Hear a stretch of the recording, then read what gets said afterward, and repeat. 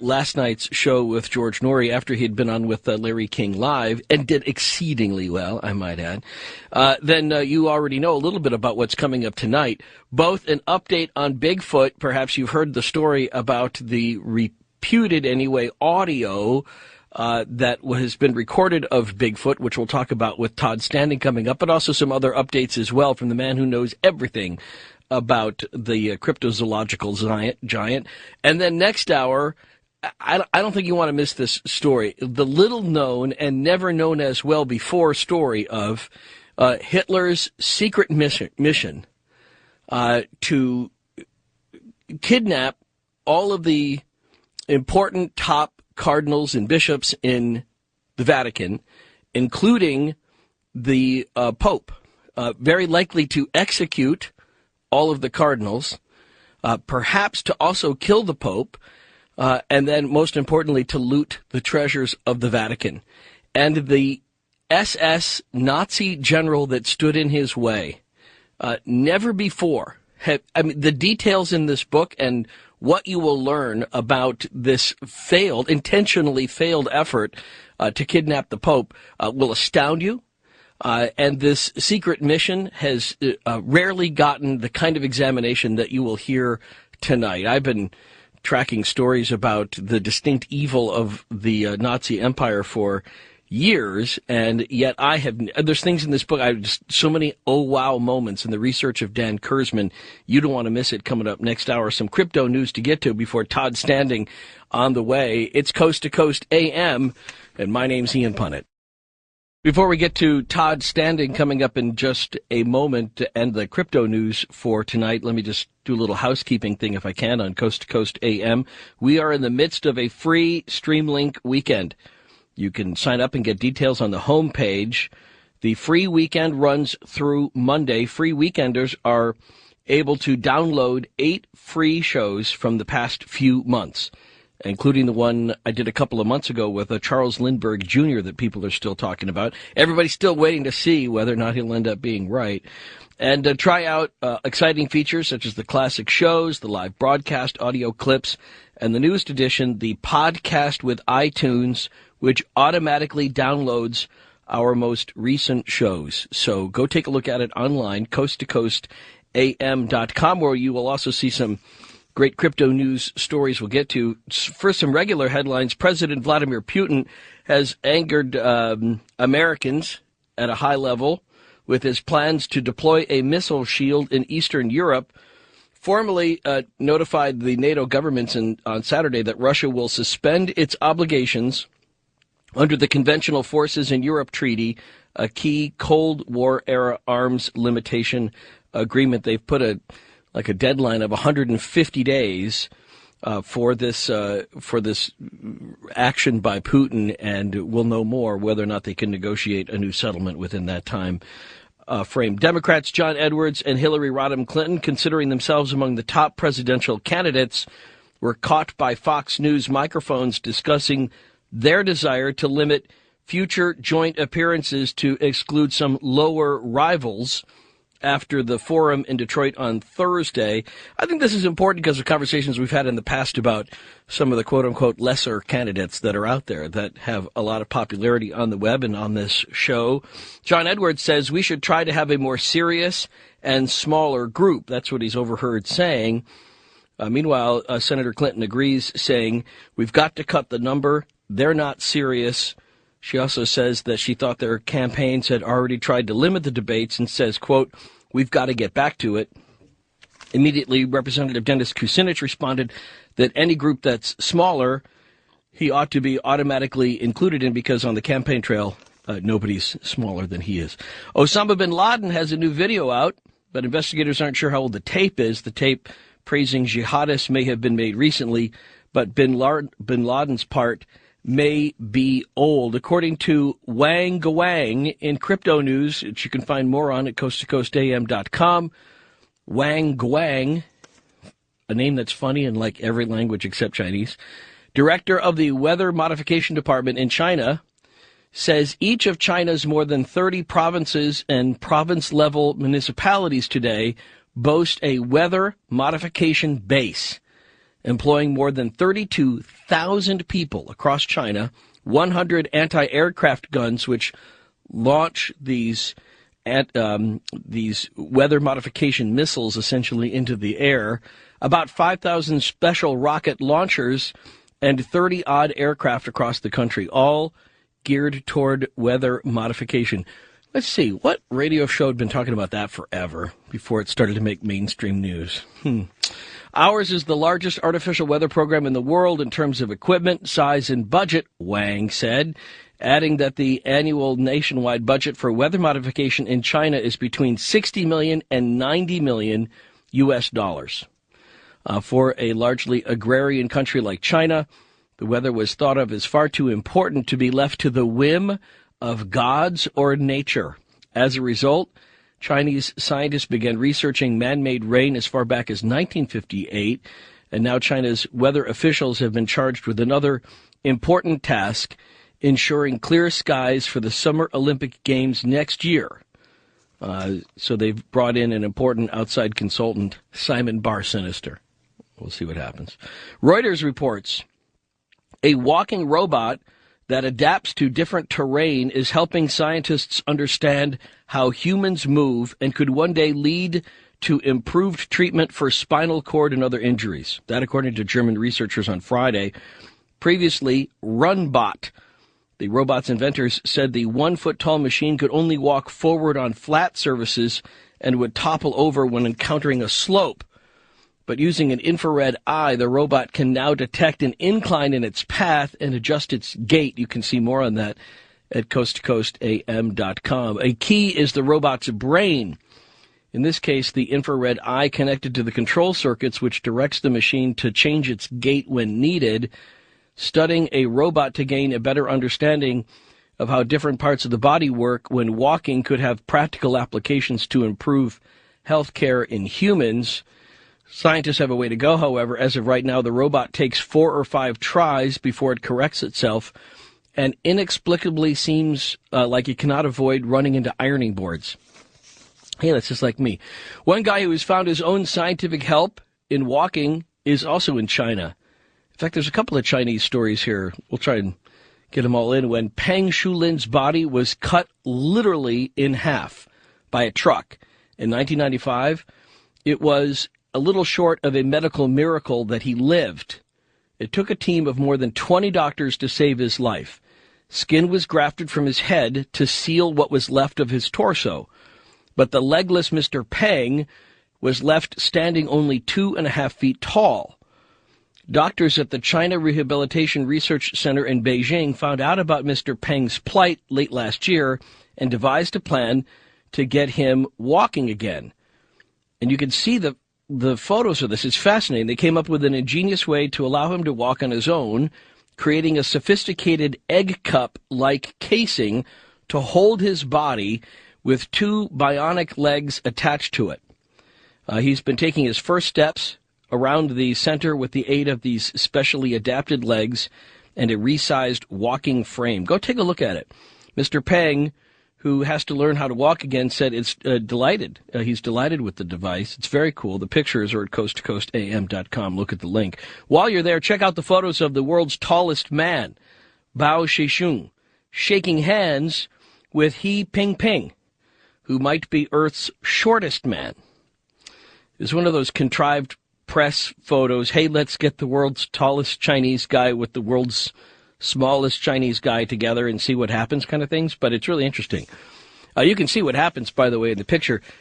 In order to shake hands, if you look at the photo, you'll see there's another guy steadying He Pingping so that Bao Shishung doesn't, accidentally greet him out the window. Best part of the story? As it turns out, the world's tallest man and the world's smallest man actually hail from the same region of Inner Mongolia, and wouldn't you know it, went to the same high school at the same time and never knew each other. Different circle of friends, I guess. Frank Donnelly from the Detroit News reports from Marquette, Michigan. In the middle of the night, a group tried to lure an elusive beast from its lair deep in the woods. A man banged on a tree with a stick. Another beat his chest, Tarzan-like. Another uttered deep, guttural screams. And then seconds after the last yell, from the blackness surrounding them, came a low-pitched howl that made the searchers shiver. It was Bigfoot, at least they claim. The searchers not only believe the legendary Manish ape is frolicking throughout the forest east of this Upper Peninsula community, but also captured its mournful yelp on tape Thursday night. The Bigfoot Field Researchers Organization, the California group running the search, will add the audio recording to what it said are footprints, sightings, and other mounting evidence from past expeditions. I'm not a believer, I'm a knower, said the group's president, Matt Moneymaker. You've had to be in total denial to say that none exist. Don Young, a hunting and fishing guide from Phillips, Wisconsin, said he has wanted to prove the existence of Bigfoot ever since spotting one near his home a second time in 2004. It's a need, he said. There's a need for me to prove it. Since the last sighting, he has devoted 60 hours a week looking for the beast. Sound familiar? Todd Standing can relate to this kind of obsession, and he joins us here on Coast to Coast AM. Thank you so much, Todd. Thanks for having me. I'll give you a standing ovation I'm sure you hear this sort of thing all the time, but thank you for coming. Now, Todd, tell me, do you know this guy, Matt Moneymaker, and this search that's going on in the UP? No, I do not. I really have nothing to do with that. I'm actually more, I don't know how to say it in any other way than I've advanced to the point where I can track these animals repeatedly. I mean, I don't have audio tapes and that kind of stuff because I've never really heard any audio recordings of the animals. I always support any hypothesis of the species that would allow it to remain absolutely, untouched and away from human beings. And what's strange about what a lot of the Bigfoot research people do is they seem to have exceptional success. They almost go out every time and always have success. And dealing with hunters, I mean, hunters, they go out and they hunt white-tailed buck deers, and they'll go out, 100 times and maybe have success once. So, I mean, whatever they're doing, it's far more successful than me. What I'm doing is I need to find a new domicile. I'm the guy that has the repeatability in the videos. I've shot 2 pieces of Bigfoot videos on 2 separate occasions. And what's significant about especially one of the videos, every time you watch a Bigfoot video, it's either a man in a suit or it's a new species of primate, because no other species on the earth can walk bipedally. And in both my videos, you can see the animal. Well, in the video 3 that I have, the animal moves entirely bipedally. And I was able to remove the ability or the probability of it being a man in a suit because I had a kineticist analyze the video, and he said that animal ran that trek faster than the fastest man on the planet could. So if it's not a human being in a suit, what is it? And it is a new species of primate, and my team and I repeatedly can do this. We don't go out into the woods with a camera and go, boom, there's Bigfoot. It's a huge amount of planning. You have to be very strategic about what you're doing. From my knowledge, and again, my specific knowledge is it's Gigantopithecus is the species that we're studying, and it's about Rocky Mountain Gigantopithecus. It goes all the way back into, just like you were talking, the Chinese people, which have the last known Gigantopithecus domicile, which is a couple 100,000 years old, where they found teeth and whatnot. It's way up in a mountain, and that's what I'm studying is Rocky Mountain Bigfoot. So just so I can understand, and I appreciate your diplomatic language, but it seems to me, if I'm going to get to the bottom line on this, you're suspicious of anybody who claims to have an audio tape like that. Well, no, I mean, I don't know what's real or what's not. I've never heard. There's been a lot of Bigfoot recordings and whatnot, and I'm not suspicious of anybody. I just try to. And really, what's the point of that? It's not really something that's anybody could make an audio recording. I have an audio recording, actually, that I had from years ago, and it's not evidence. All the audio recording did to me, or did for me, is it brought other people that said, hey, that's a real Bigfoot sound, and I've heard that sound, and people came to me and said, well, I know that was a Bigfoot, and I'll show you why, and then I started getting chronicles together, and I started talking with other people that recognized that sound, but it's not real evidence. Even video evidence is not real evidence because, like with the Patterson film, it could be a man in a suit. Right. Except with my video 3 because my animal runs faster than the fastest man on the planet. But I'll be the first one to step forward and say video evidence will never be enough. And actually, my advancements have gone so far, there's so much scientific repeatability in what I do that if I made my knowledge public, anybody could get within 40 yards of these animals. And I have to get now species protection, which is my primary focus. What I talked about with Art Bell last time is I'm working on species protection here in Canada where I live, and I'm next going to the United States. I'm going to begin my petition there to get species protection for them again, because I've made the discovery, and I can repeatedly do this again, and I will do this again. Next time, on my next expedition, what I actually have to have is I'm going to take a skeptical anthropologist with me, a person who does not believe in Bigfoot, and I've been on the BBC, and I'm going to get a big-name guy from the BBC who absolutely thinks Bigfoot is not true whatsoever, and I'll take them, and I'll show them what I've seen, and I'll come back with new video evidence and new DNA evidence, and, you know, hopefully with these big-name people believing in what they've seen and what I've showed them, you know, that at that point, if I haven't got species protection for these animals, I will. And once there's species protection, the next step is species recognition, and once I have all that, I can train forestry officers to do what I do and get within, you know, distance of the animals and to learn how to study them, and the proper scientific, ethical study of the species can begin. Because my team and I will never kill one of these animals. Right. It's not only, that's something that I talked about with Art Bell last time, not only something that we won't do, it's something that you shouldn't do. Because if you go out there, these animals survive and evade in communities. That's how they stand together. We've actually figured out how they survive in the mountains. They're nocturnal animals. Most Bigfoot researchers agree on that. So what they do in the mountains, they strategically place themselves, they triangulate themselves in 3 spots, where if they see people coming, they simply back away, and they have the high point. They have the strategic advantage by being up somewhere in the mountain. It's precisely the same species that the Chinese people discovered in their domicile that I'm actually working with right now. 100,000-year-old Gigantopithecus DNA, teeth. And that's something else I'd like to do, is I'd like to map the genome of Gigantopithecus. There's so much information that I have for you right now, it's kind of hard to know where exactly to start. Well, let me ask you a question, because I just want to make sure I understood, because I thought you made an interesting point about hunters. You said, you know, they can go out 100 times and only catch one white-tailed deer, yet they always seem to go out and find what they want with a Bigfoot. But then it seemed to me that you said you can get us at any time within 40 feet of a Bigfoot at any time. So somewhere along the line, you figured out a pretty high success rate. You've got enough information that you can get close enough to these guys pretty much on demand? Well, no, that's not true. I mean, what I'm saying is if I take somebody out on an expedition and I have them for, let's say, a month, in a month, I could get them within 40 yards. Oh, I see. Okay, so within a month you can do it. And a lot of work. I mean, for God's sure. No, I get that. No, I totally get that distinction. No, a month. No, I totally get that. So when you talk about species protection, tell me a little bit more about what you've been able to do in Canada that you'd like to see in the United States. Well, I have a documentary film of the reality of the species, a lot of significant information that I have. I took it and toured it around a little bit, and everywhere I took it, basically about 90% of the people that showed up to watch my film signed my petition. I was able to gather thousands of signatures. I sent it off to the House of Commons.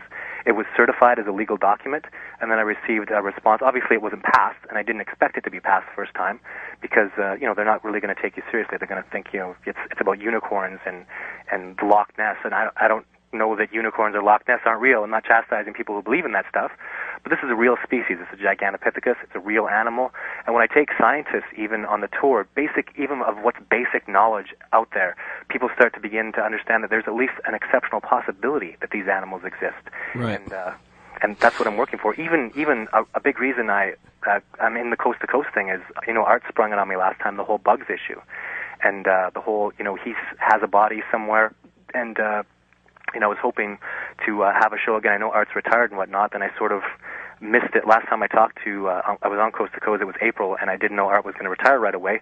I went and we comprised an actual movie that we made, or a DVD, a 20-minute film for bugs, and we sent him a letter, and we were hoping to pursue that. A lot of people, the Coast to Coast fans that know about the bugs issue, my team and I seriously pursued it. We began a scientific investigation of everything Bug says, and I had questions for him and all sorts of things, even a breakdown of his situation, of how he got near the most elusive animal on the planet. Well, Todd Standing, I look forward to seeing a copy of the bugs video that you shot. I'd love to see and hear more about that, so we'll have to do another show on this coming up shortly. Have you ever aired the audio tape that you have of what you think might be a Bigfoot? Yeah, absolutely. I actually had it on my website initially. The problem with it's actually video one, and it's not even on my website anymore. What happened was initially the videographer who was there that shot that video, he took it and sold it off and made a profit on it. And also by doing that, I believe he augmented the sound and whatnot. The sound is still the original sound, but what he did was he just took it and did some adjustments to it. And right. Of course, now that that's happened, I can't be affiliated with it because everything I do is raw. There can be no disputing. That's it's just raw evidence. But it did again. It brought people that are aware of encounters that they've had with this species and didn't even know it was Bigfoot. They said, "Hey, whatever you saw, I saw because I heard that same sound." Let me ask you. Compared to a chainsaw sound, I guess they said so. Well, I want to ask you: have you? Because I think it would be interesting. Because I think there would be zoologists out there that might specialize in animal calls, and I wonder whether that tape has ever been run by them so that they could at least hear it and say, well, that sounds like an X or a Y or a Z, but that if they say, I've never heard that before, that might bolster the claim that it is in fact Bigfoot. Yeah, well, actually, I have a team, and one of my team is a biologist, and he took it around, and he recognized the sound immediately because he had an encounter of his own, and it's been passed around. We've done our due diligence, and it's really, again, what you come to realize is it's just not enough evidence. We're looking for real concrete evidence, which in the end will have to be, a body. That's what just has to happen. Oh, yeah. And these animals aren't immortal. They live and die. It's just going to take time to ethically do that because you can't go out and execute one of them. A primate species that survives together and stands together, defends itself together. When you ask Diane Fossey what she was so upset about were baby gorillas being put in zoos because she knew 14 gorillas would die defending that baby gorilla. And what I'm concerned about is if somebody does go out there and executes one of these animals, they're not like bears. They don't live solitary existence. They stand together. They survive together. All the chronicles out there, things like Ape Canyon and research that I've done myself, shows that this species is devoted to each other and they stand together. So if you go out there and you kill one, you may have to, if you want to claim that body and bring it back, you may have to wipe out the whole troop of these animals. Right. And if that's the last existing troop, you've proved Bigfoot exists. Congratulations, you may have just wiped out the species as well. Well, stuff like that we're fighting against.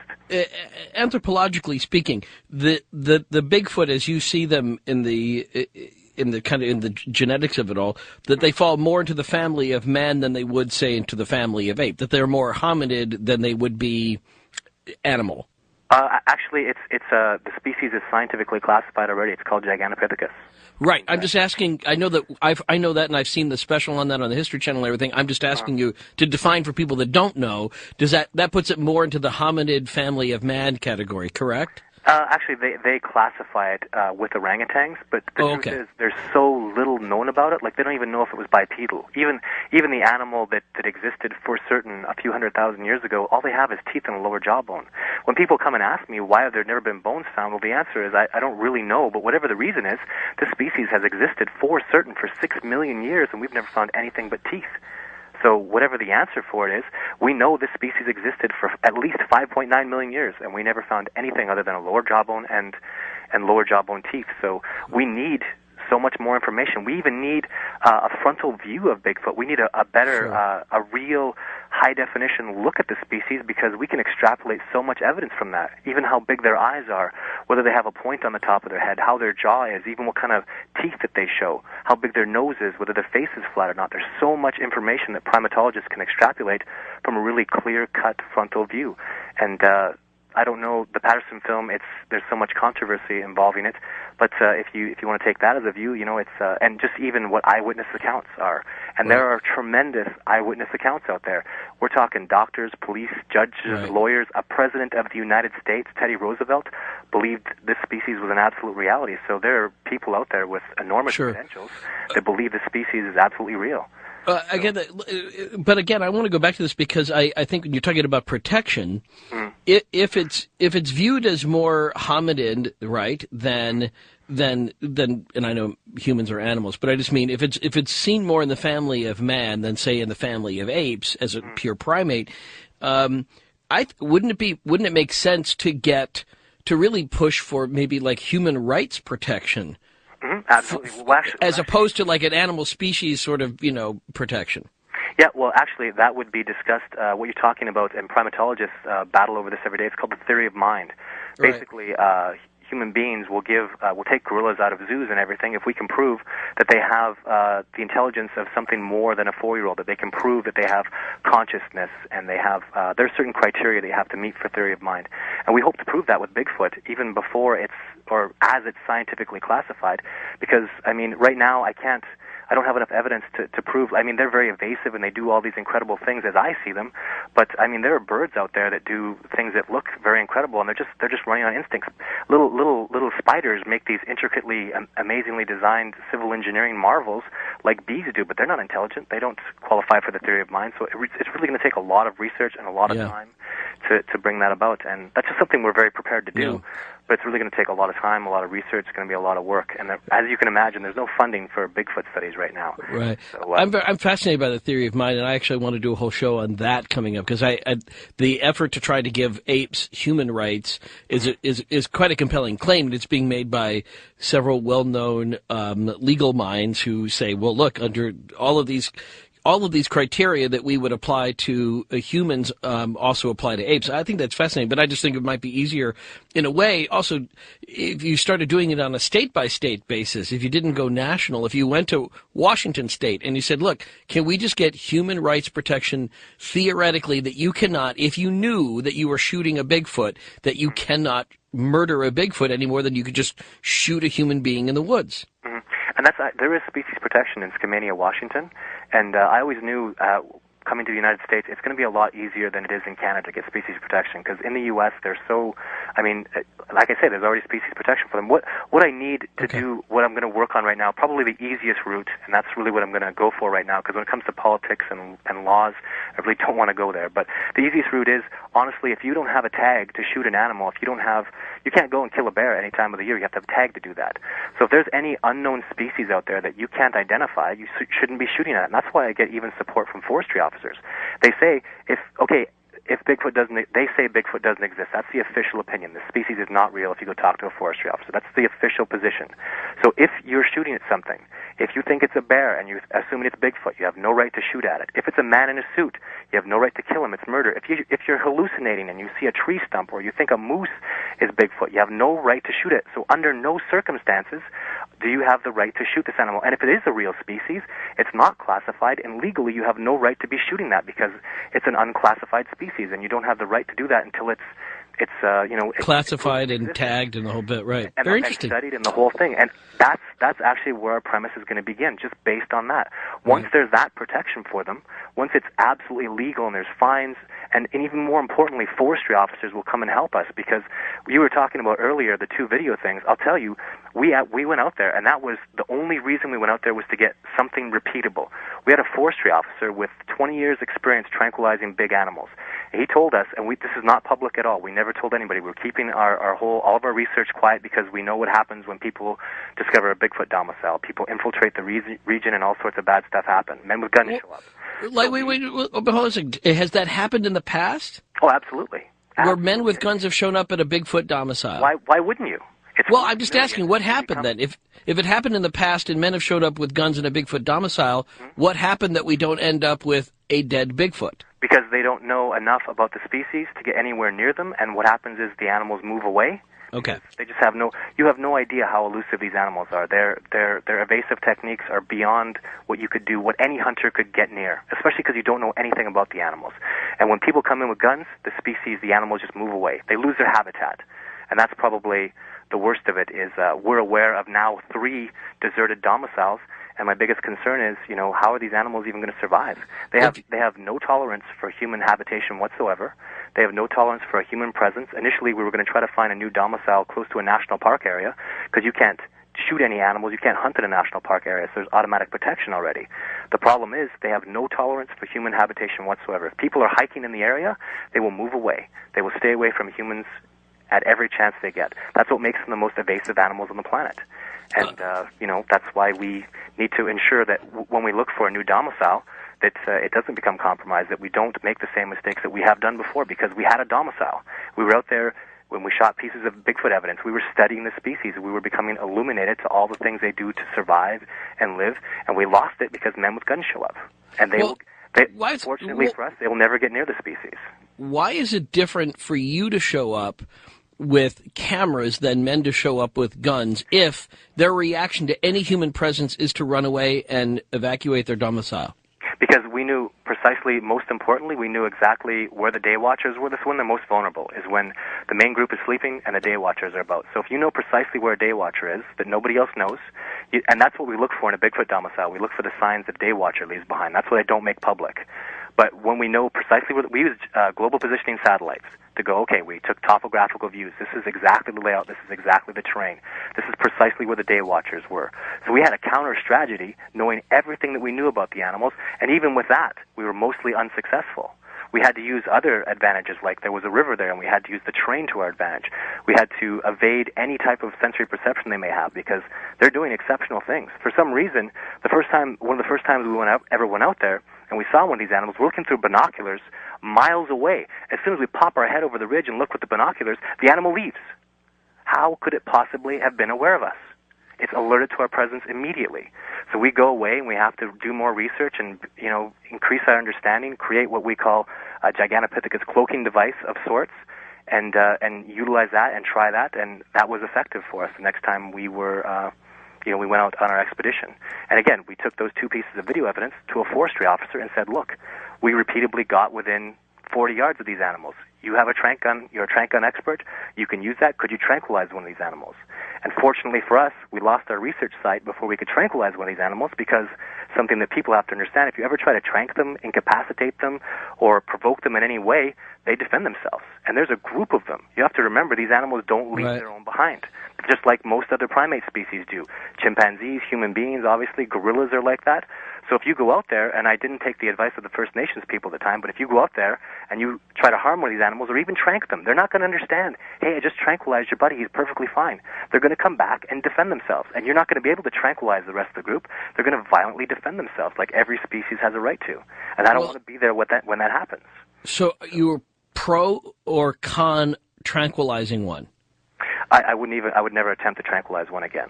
Okay, you not again? No, never. I actually never did get the opportunity to do that. Luckily for me, I'd lost my research site at that time, and I would never try to attempt that again at all. It was a foolish thing to do. I wasn't listening to wisdom of people that knew, and just think about the consequences of it. I know there's a group there. I'm very well aware there's more than one animal there.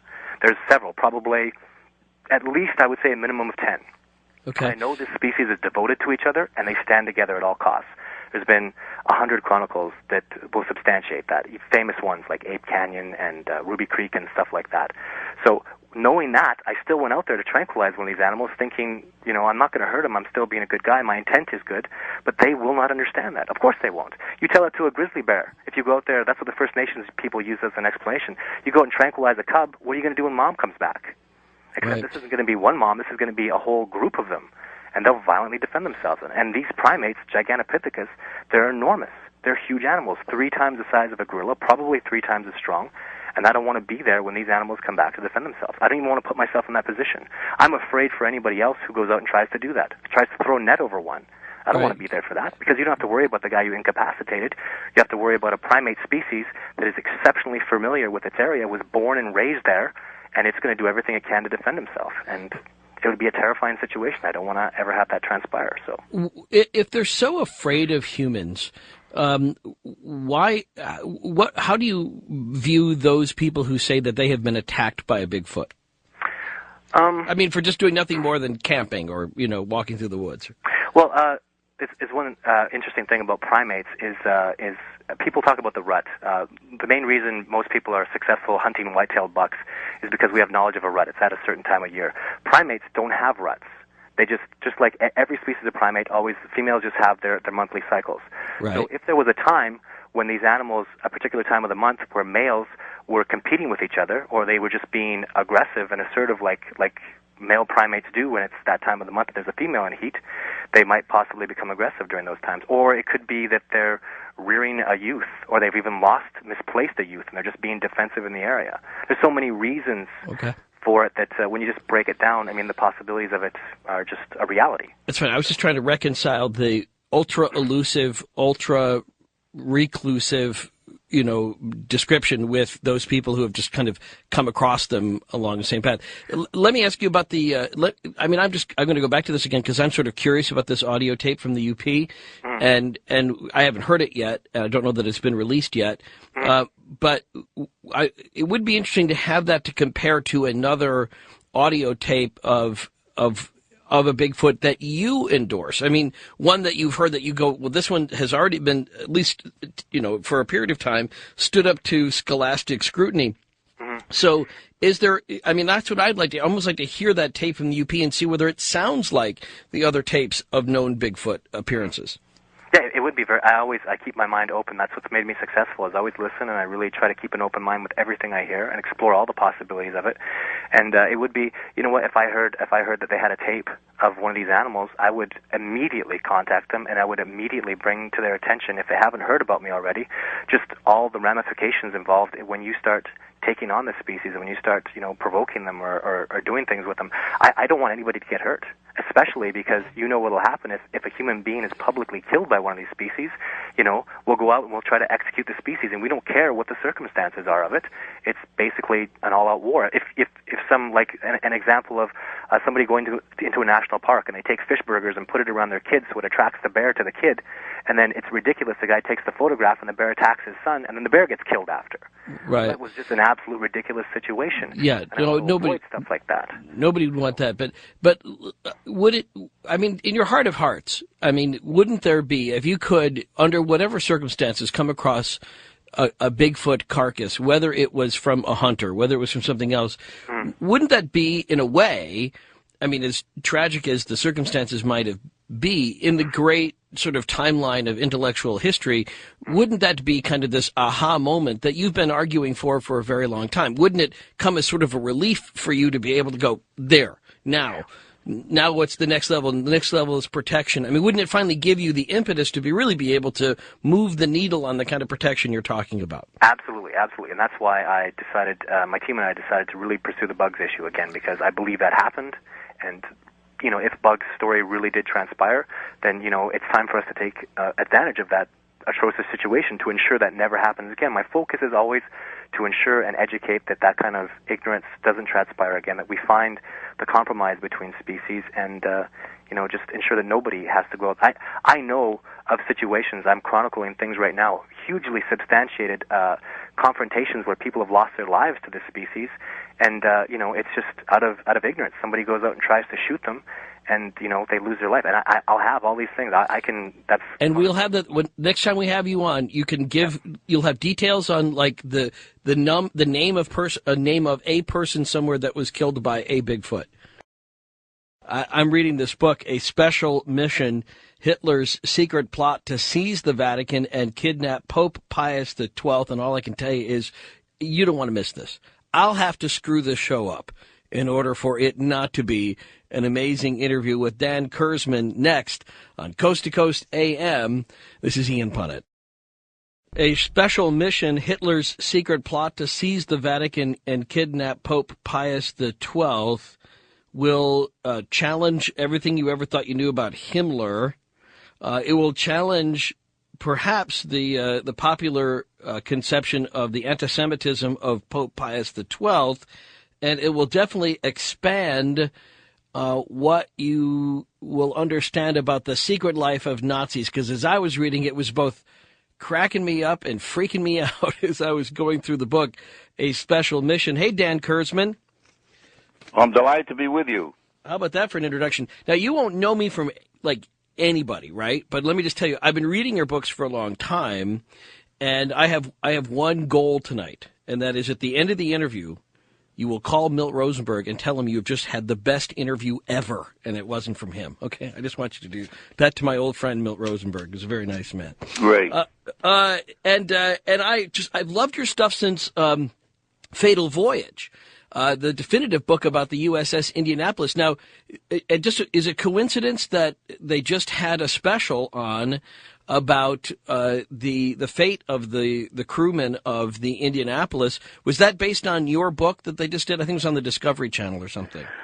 Well, I don't know, because I've done a number of different, interviews for various stations, and I'm not sure. I didn't know about this one. They keep replaying it because the book was written quite a while ago. Well, and I will tell you too, I was also really fond of your book on the USS Juno, the book Left to Die, and the tragedy related to the Sullivan brothers and the other things that happened on that ship. Yes. And I was surprised that even in your list of books on the back of A Special Mission, there's nothing about Left to Die on there.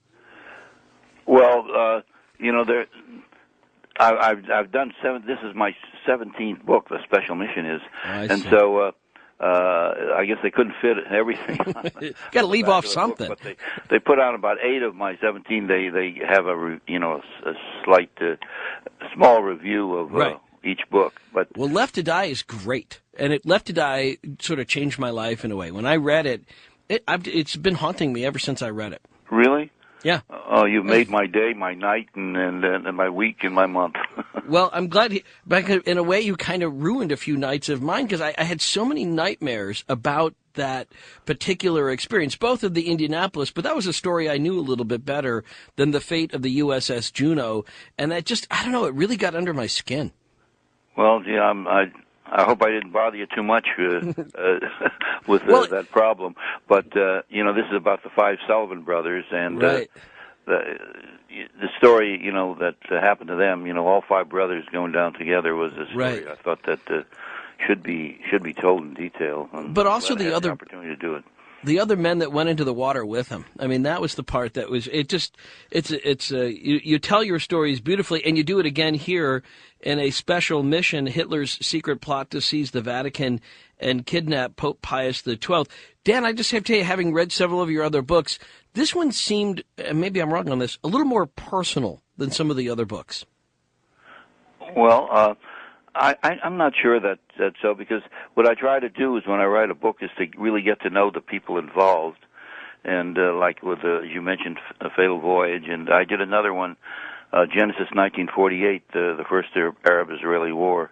And, I got to know so many people there just by, interviewing them on what happened in one of the most incredible wars in history, and so in each book I try to get to know the people to the extent that it's possible, because a lot of them, by the time I write the book, they're no longer living, but to the extent possible, I interview people and try to write history in such a way that the reader is actually living it as they read it. Because my favorite subject when I was a student in high school and college was history, but somehow history, which can be so fascinating, is written often, in fact mostly, in a very conventional way. And you're in school, you study it, and as soon as the midterm is over, you forget what you've read. So I try to write in such a way that people, after they read the history, they'll keep it in their minds and remember it, and won't have to struggle to think about dates and so forth. Well, that's how well you wrote the story of Left to Die, that it was history that definitely stayed with me. I guess in this case I was sort of thinking of the number of times you've already referred to yourself in the first person in the story as you're talking about these interviews, and I thought that was very interesting, although you may have done that as often in other books, and it just didn't hit me the same way. Right. Well, I tried to get to...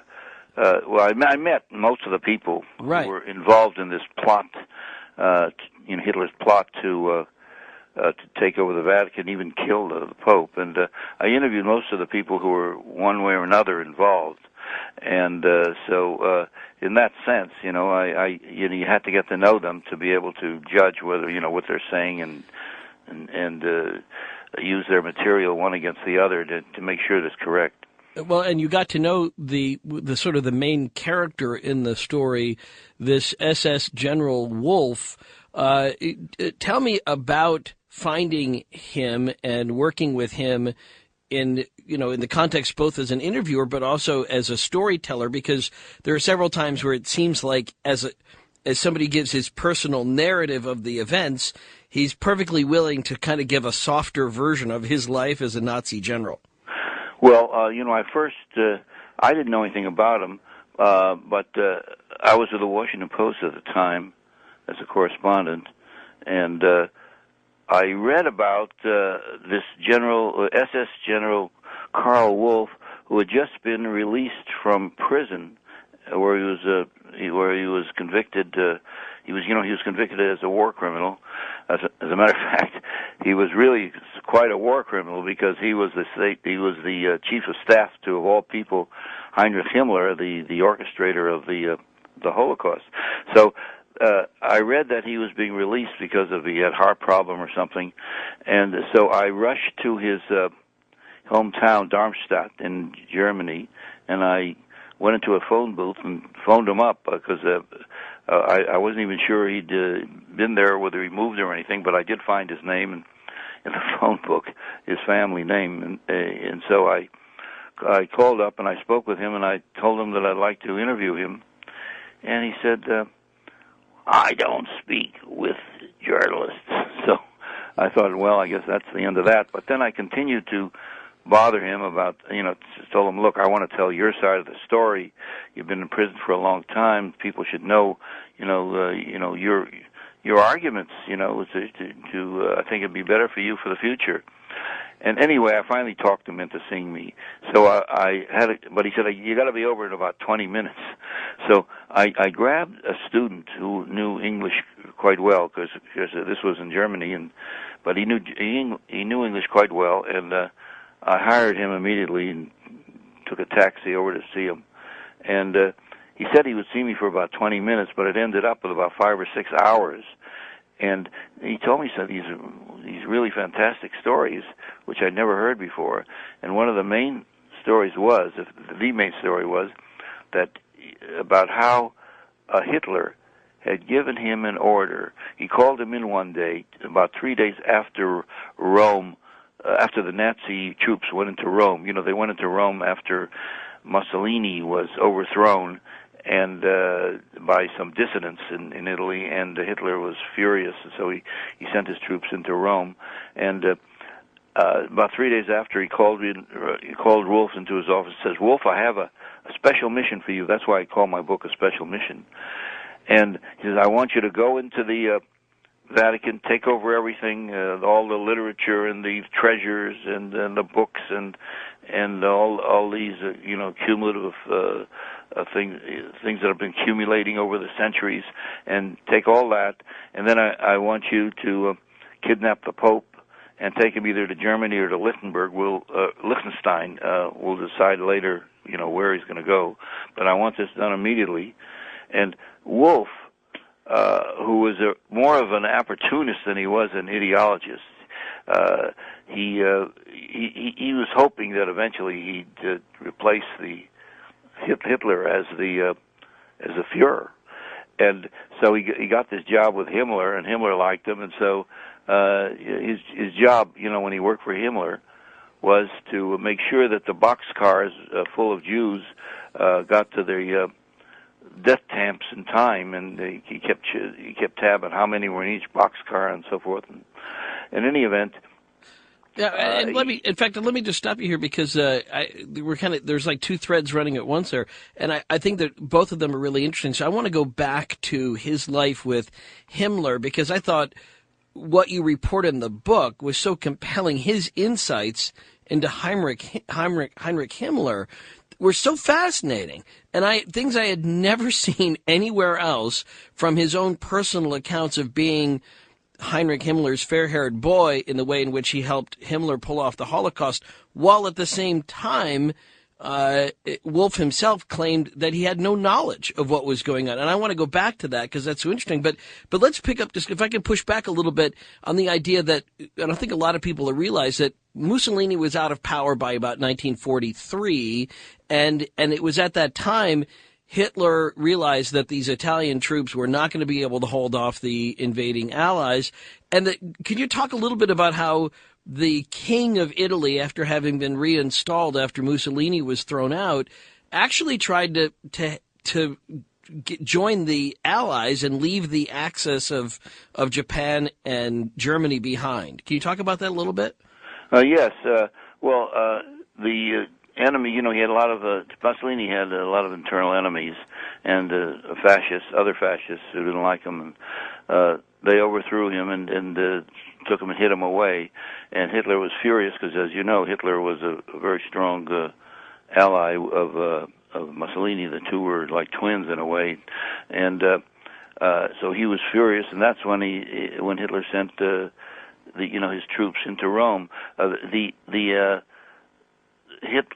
Mussolini was overthrown on the 25th of July, 1943, and about 6 weeks later, in September 1943, Hitler sent in these troops into Rome, and of course the idea was not simply to take over as much of Rome as possible before the Allies could get there, or of Italy as possible, but to be right on the border of the Vatican City, where he would be able to go into the Vatican.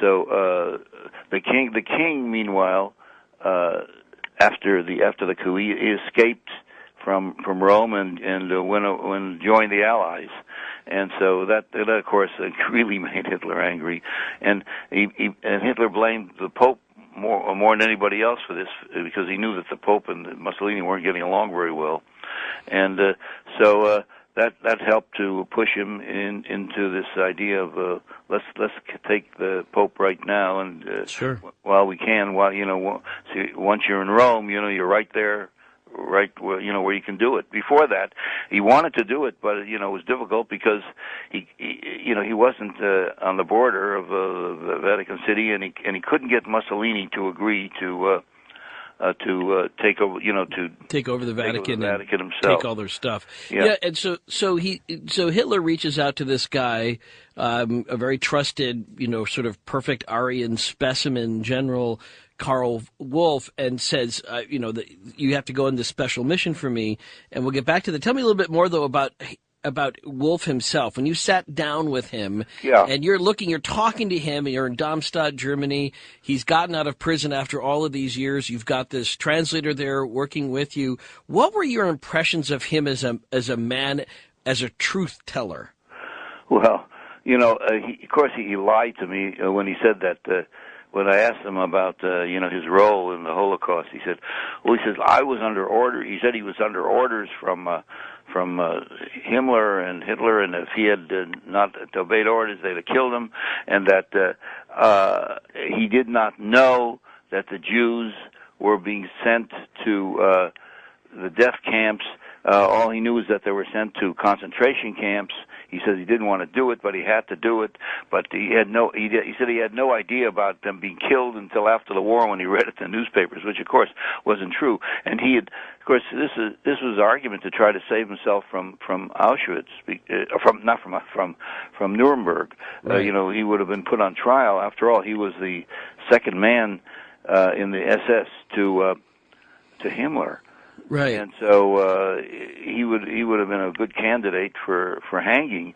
And so when Wolff heard, was given this order by Hitler to take over the Vatican and kidnap the Pope, he decided that it was in his best interest not to do so, but to sabotage this idea, because then maybe he could win the Pope's gratitude, and after the war, the Pope would put in a good word for him and save him from the noose. Well, that part was really interesting. That here it was 1943, 2 years before the war would end, and already both this guy, General Wolff, and even Heinrich Himmler had already seen the writing on the wall. They were already thinking of an exit strategy that would save them from being held responsible for the horrible crimes they know they'd already committed, and they were already looking for a door. They absolutely were. As a matter of fact, just about at the time of the invasion of Rome by the Nazis, Himmler himself was talking secretly with some officers, in the army, some army officers who were anti-Hitler and were plotting to overthrow Hitler. And on the one hand, Himmler felt obligated to carry out his, Hitler's mission, which is really to kill all the Jews that he could. And on the other hand, he was dealing secretly with many of these German resistance officers, together with Wolff, I might say. They were like twins. And so Wolff, in any event, felt that he could save himself by winning the Pope's gratitude, and so he was right after Rome was taken. Wolff was sent over to Rome, to Italy, and to be the more or less the guide or the the nanny, so to speak, of Mussolini, because Mussolini had been taken away by the dissenters, who threw him out of office, and the Germans, as soon as they came into Rome, they managed to find where Mussolini was being hidden, and they freed him. Liberated him, so to speak, right. And they sent him up to northern Italy, where he established, with Nazi help, northern Italy as a separate area in which he would still be the top guy. And Wolf was sent over there to make sure that Mussolini obeyed Nazi orders. But there was together with that, with that particular mission to make sure Mussolini obeyed Nazi orders, he was given the order to take over the Vatican at the same time, since he was going to be in Rome. The special mission, Hitler's secret plot to seize the Vatican and kidnap Pope Pius XII. I don't know about you, but it's really hard with me to come up with secret information about World War II yet. I learned a ton in this, and about people that I really, kind of despise, like Heinrich Himmler. However, there's an interesting side to Himmler that we learned from this book, and Dan Kurzman learned from this SS General Karl Wolff, who personally sabotaged Hitler's special mission, even though he himself wasn't Catholic, and we'll get into that coming up in just a second, why he sabotaged the plan to kidnap the Pope, and what the Pope was actually doing at the time, which might change the way that history judges him. Next on Coast to Coast AM, this is Ian Punnett. Dan Kurzman was telling us about how he got to know about the secret plot to kidnap the Pope and to seize the Vatican and loot its treasures from the SS General Karl Wolff when he was finally let out of prison. What year was that you interviewed him, Dan, originally when you were working? 1974, just after he came out of prison, just days after he got out. It took you a few decades to write this book. Well, I went through the, before I do this, because it's a very delicate, question, and I didn't want to put anything in that I couldn't confirm.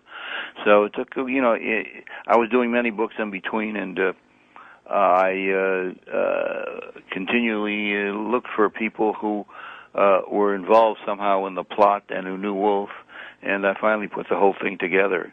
No, it's fascinating, and I just got my copy of it this morning, and I've been reading voraciously all day with it. Let me go back a little bit to that time when you first met with him.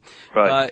Up until that point, had you ever heard about this secret plot to seize the Vatican? I never had, and I don't think anybody else had either. No, and it really is amazing that this hasn't gotten more historical vetting for as big a plot as it is. That's true. It is surprising, but I went.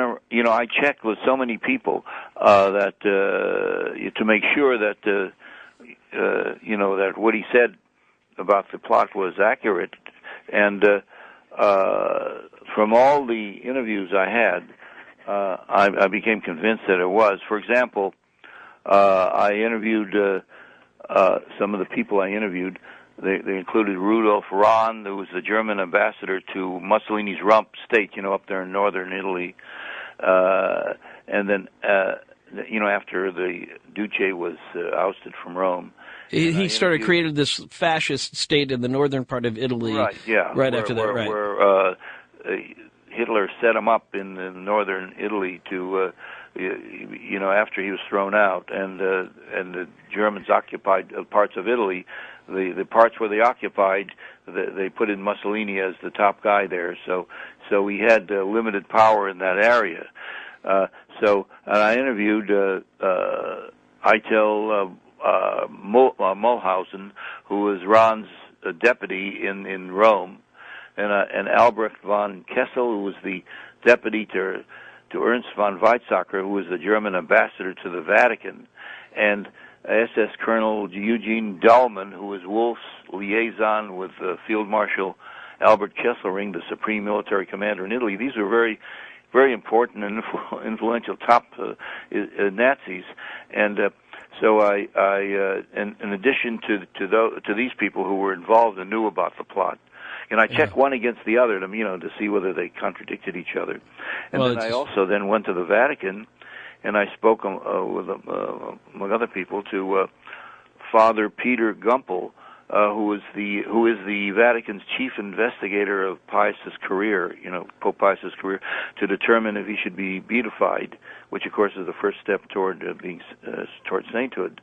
Right. And he had unlimited access to all the documents and oral testimony in the Vatican archives, and he told me that the evidence that Wolf gave me, or the evidence showed that what Wolf told me was true, and so I got it from quite a few sources, and I put the whole thing together, and I found that it wasn't just a minor little incident or a minor little plot. It was a plot that helped to determine the policies and the behavior of Hitler and his subordinates, as well as the Pope and his subordinates, and throughout that whole period, in which so this is an influence that has never really been covered in any history book. It's amazing. Let me also say that, and I want to get to the specific plot here and how it was done in just a second, but I thought it was so intriguing was to hear this guy's reflections on Himmler himself, because, as you said, these guys were, at one time, they were very close. It was almost more of like a father-son relationship or some avuncular relationship with Wolf. But what was intriguing to me is you said this, and I guess I've always heard this, but I just liked how you phrased it. You were talking about how disliked Himmler was his whole life, and that as a schoolboy, even, like, he was picked on and sort of rejected by his classmates because he was a snitch. I thought that was great. That he was like he was always tattling on the other kids in the class. And I thought, well, no wonder he grew up to be, Himmler and head of the SS. He's working out all of these psychological issues from having been ostracized as a kid. Yeah, he was trying to take it out on society, because he was... he felt like, he felt that he was being everybody hated him. He used to, as a matter of fact, he would report on other, when he was in school, he reported on other students who he thought were unruly and got them into trouble, and he was hated by everybody, and so he hated them back. That makes like his work in the SS like a big giant Columbine. Right. Well, that he had this. Of course, he was the organizer and the perpetrator of this terrible crime, perhaps the greatest crime in history. But the interesting thing is that he wasn't really so much the ideologist as he was desirous of replacing Hitler as the Führer. And of course, Wolf was his close friend, so Wolf felt that once Himmler became the Führer one day, that he would be next to the line. So they were both of them were very ambitious. It's interesting to read what Himmler's doctor. He had a Finnish doctor. And because this was a specialist in what was wrong with Himmler's stomach and his Himmler, head. Because Himmler had these terrible chronic headaches and stomach pain, and so he had this Dr. Felix Kirsten. This is what he said. This is what he quotes Himmler as telling him, because while he was giving him treatment, Kirsten, who the doctor would say, well, look, why do you have to kill all these people? I mean, how will you go down in history and so forth? He wanted to find out exactly what was wrong with him. And, of course, one of the interesting things is that the reason why he had these chronic pains was obviously his conscience. He was killing all these people, and he was the more he killed, the more painful his aches and pains were. Right, and he may not have been as... I guess he was anti-Semitic, but he claims that he never wanted to kill them. He just wanted to send them out of the country. Yeah, as a matter of fact, may I quote the doctor, what he said about him? He reports what Himmler told him. Kirsten, I never wanted to destroy the Jews. Extermination was a dirty business. But some years ago, the Fuhrer gave me orders to get rid of them.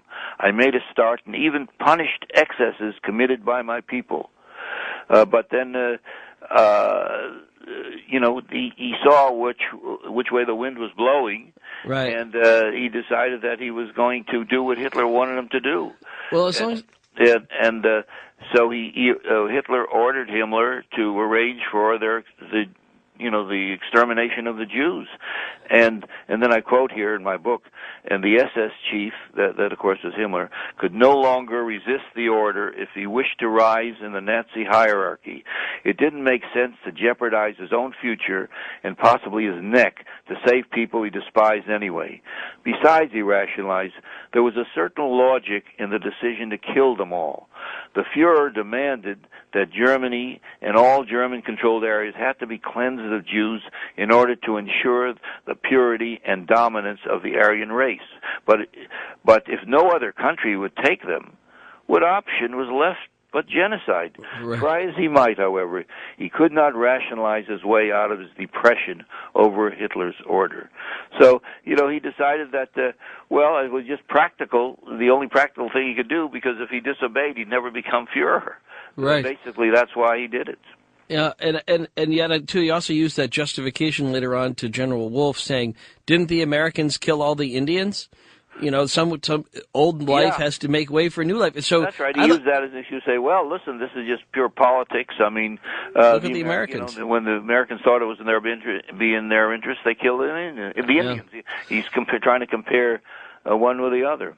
Well, as long as you're quoting that guy, Dr. Kirsten, I thought the most interesting thing that he reported on was the break between Wolfe and Himmler, and this will get us back into the story of Wolfe in just a second, but that Wolfe wanted to get a divorce from his wife and marry this new, very Aryan, hot, Countess babe.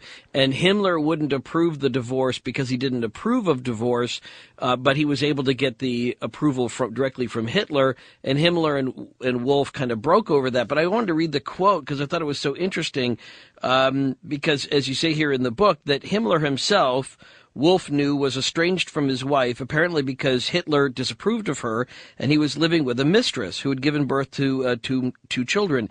The SS chief, who was almost as anti-Catholic as he was anti-Semitic, would say to Dr. Kirsten on marriage, it would be a natural development for us to break with monogamy. Marriage in its existing form is the Catholic Church's satanic achievement. Marriage laws are in themselves immoral. With bigamy, each wife would act as a stimulus to the other so that both would try to be their husband's dream woman. No more untidy hair, no more slovenliness. Their models, which will intensify these reflections, will be the ideals of beauty projected by art and the cinema. I think that's so interesting, coming from a murderous little troll like Himmler, that he wants wives to compete for his affections, and at the same time, he's against divorce, but he's for bigamy. Yeah, that is very interesting, because he twisted this with ideological logic, and right. that it was immoral to divorce, but it was not immoral if you had a girlfriend, if you had a mistress, because because the idea was to have more children who could then replace those who were killed in war, and so he had this Lebensraum, which he called this organization in which the people were encouraged to have more children, and then turn these children over to this Lebensraum, which would bring them up to be soldiers to replace those who were killed in war. Well, and so it was that he was more than happy at that point to get rid of this guy Wolfe, and Wolfe, he sort of recommends him for this project, and Wolfe gets this special mission from Hitler. Hitler tells him in a very few words, but gives him a mission that says, this has got to be done now. I want you to go in and take care of Mussolini, as you said, and then at the same time, I want you to kidnap the Vatican Curia. I want you to kidnap the Pope, maybe kill the Curia, maybe even kill the Pope, but take all of their treasures and bring them back to me, and to do it now, to do it right away. Right, And that was his order. And even that moment, as you recount here, Wolf told you that even as he walked out of that meeting with Hitler, he thought to himself right away, there's no way I'm going to do this. Why? How could he look the other way for millions of Jews being murdered but draw the line at kidnapping the Pope? Well, for one thing, when he, in his own mind, Wolf had an interesting, twisted mind. His job was to send people to, in boxcars to the death camps, but he didn't want to know. He really didn't want to know what happened to them once they arrived there. He actually persuaded himself, it seems, that they would just be there in the camps, and that he didn't want to know anything about what happened to them because he felt that why what does he have to know about what happened to them afterwards? Why bother himself? Why disturb himself? And so he deliberately tried to blind himself to what the ultimate with the ultimate purpose of these boxcars were. And so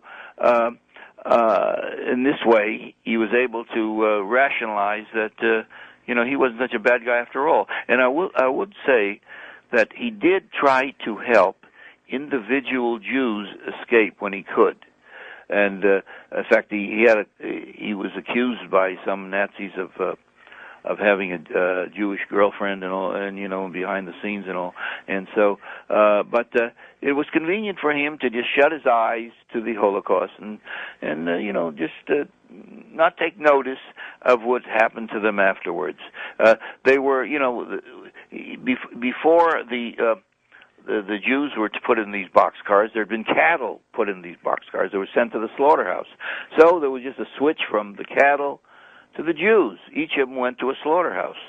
And he just thought of the Jews as just numbers. Let me see, how many to a boxcar? Just like prior, to this, he would have said how many cattle could fit into the boxcar. Mm. And so this was his general attitude. Except when it came to the Pope. But the thing is this: he was thinking. So he wasn't really thinking about the Jews being killed. What he was thinking about is saving his own neck. And when Hitler gave him this order, he saw the possibility of saving himself by winning the gratitude of the Pope by saving him. So, what he didn't tell me, incidentally, is that all the details that I learned later about what would happen, and to the in the Vatican, which I think he didn't really want to deal. He didn't want to deal with that too, because he didn't want to deliberately go through with such a crime, regardless of what he did to the Jews. This was just too much for him. And could I just tell you now what the plot was? Well, I'll tell you what. Why don't you? Because we're coming up on the top of the hour, so let's just save that, because I'm afraid you would just get started and then we'd have to stop again anyway. So we'll come back to that in just a moment. And it's an incredible story. It is an incredible story, and it's actually a perfect time to stop, because what's so interesting about the things that you report from what Wolf talks about was, even as he walked out, you said he thought to himself, I can't let this happen. And he didn't mind the idea of going down in posterity as the guy who helped murder, hundreds of thousands, millions of Jews, but he didn't want history to know him as the guy who had kidnapped the Pope. And it wasn't because he was Catholic. He didn't suffer from that kind of Catholic guilt. What was it that drove him to think, I cannot let this plot go through? What drove him basically was that that he didn't want to go down in history for posterity as the guy who got rid of the Pope. But why? Well, because he had a special feeling about power. That's one of the things that drew him to Hitler in the first place. We've been talking with Dan Kurzman. We'll do it again here in just a second. He'll lay out the plot for you as was originally conceived by the SS General Karl Wolff, and then intentionally abandoned by him at the same time. We'll also go over a little bit of what some of the other exit strategies were that Himmler and he were developing, ways they thought they could get out of being held responsible for the Holocaust. And Himmler himself, I just got to recommend this book for, I mean, it's just, we talked last half hour about how Himmler had been the class tattletale, and that he was just disliked, and the more he was disliked, the more he would tattle on other people, and just being kind of a snitchy guy just always put him as sort of the, in the kind of the lower end of whatever class he was with. And he tried to join the army, they wouldn't have him, and until he rose to power with the Nazis, he was a guy who was just trying to find a way to be important. And it was just it just made me wonder through the whole thing, what would life have been like? What would the world have been like if Himmler had been a popular kid in third grade? What we might have avoided, how hard it might have been for Hitler to find somebody else uniquely suited for carrying out his murderous ideology if Himmler had been popular. I don't know. We'll leave that up question to other people, but we'll get back to the special mission next on Coast to Coast AM. This is Ian Punnett. How the course of human events might have changed if Heinrich Himmler had been voted to student council just once. A special mission, the name of the book, Hitler's Secret Plot to Seize the Vatican and Kidnap Pope Pius XII. We've been talking about this guy, General Karl Wolff, that Dan Kurzman interviewed back in 1974. It just took a while to get the book out on this little-known event in World War II. Now, Dan, let's lay out the plot as Wolff had to act on it, because he's really given he wanted 6 weeks to get it together, and Hitler said, "I'll give you 2." Or how did that work? Yes, he wanted he wanted to get the job done as soon as possible, and he said that Wolff should call him every 2 weeks to let him know what the progress was, and he'd like to do it as soon as possible.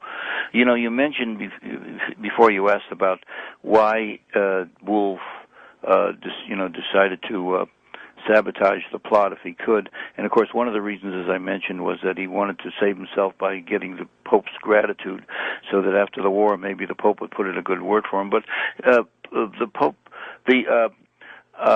Wolff also, he respected power, and that's one of the reasons why he went with Hitler in the first place. And he saw the Pope as another one of the great and most powerful men in the world, who could capture men's lives, capture men's souls and their minds. And so he had great respect for anybody with tremendous power. And that's another thing. He didn't want to turn one of his powerful supporters against another man whom he thought was also very powerful and whom we respected a lot. That was one of the reasons. But the basic reason was that why he wanted to sabotage the plot was because to save himself. Yeah, I like how you phrased it in the book, that he was sort of torn between the Antichrist and the Vicar of Christ. Yeah, well, of course that's going to come out later when he actually, maybe I can mention that later after I go into the plot itself. All right, so Hitler gives him very little time, says you got to get down there right away. Himmler's happy to see him go because now they've sort of had a little falling out, and Wolff gets down there to Rome. What's he? How did he start to figure out how he was supposed to do this? Well, first of all, he drew up a plan for carrying out the plot, because if it were a question of him living or dying, he would have gone through with the plot regardless. But he also was plotting a way to sabotage his own plan. And what he did was he got in touch with some of the German officials in Rome and in the Vatican who were anti-Hitler. Most of them were anti-Hitler, actually, and they had the same idea, to try to save the Pope, from being taken a prisoner or killed or whatever, and particularly the ambassador, the German ambassador to the Vatican, Ernst von Weizsäcker, wanted to save him, mainly for patriotic reasons. He thought that the only way Germany could be saved was if the Pope became the mediator between Germany without Hitler and the Allies. This could save Germany and also prevent the communist, Soviet Russia, the Soviet Union from coming into Europe. In other words, this was basically the same idea that the Pope had. The Pope wanted to become the mediator between the Allies and Germany without Hitler, and to try to and then the two sides would join against